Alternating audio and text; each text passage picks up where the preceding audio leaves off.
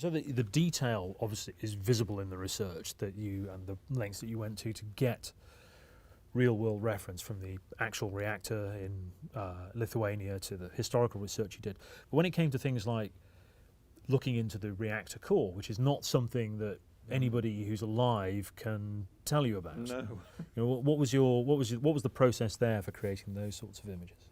Well, this is where the science fact / fiction, we get a little bit of a grey line in here, because we knew we had to look down into the core, because one of the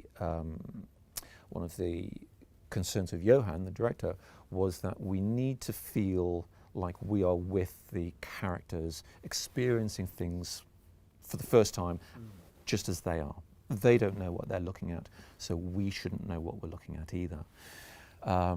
And so you have a lot of conceptual ideas, like looking into the open core, like the blue glow, like the popping blocks on the reactor, the biological shield. There's a lot of concepts there that you think, well, nobody's seen them before, and it would be very easy to sort of make them feel ham or over-contrived. So we were incredibly sensitive about that. So what we had to do was really to try and look at the science and say, right, well, what would you reasonably expect to see looking down into the core? Well, first thing, we know it's going to be over 2,000 degrees, possibly higher, 7,000 degrees Kelvin in there. At that stage, anything that's combustible has burnt off. Yes. So there's going to be no flame. Flame is now gone from the equation. You're burning pure carbon, the carbon moderator blocks that are left. After the explosion happened, there were about 800 tons worth of carbon, of graphite, still in the reactor chamber. So that's now on fire, that's burning. So you know you're going to get a lot of pure carbon smoke coming off it. That sets your context.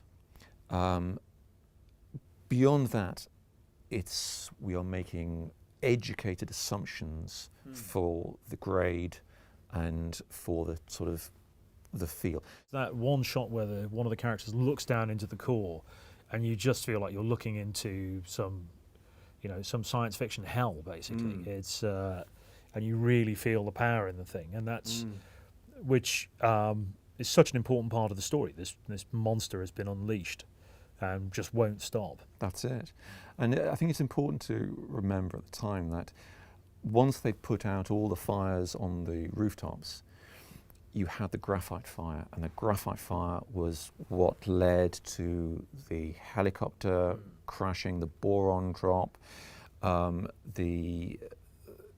it's so important to tell that story. And I think if we hadn't have told that story, you wouldn't have understood what this thing was. And you're absolutely right, it was a monster.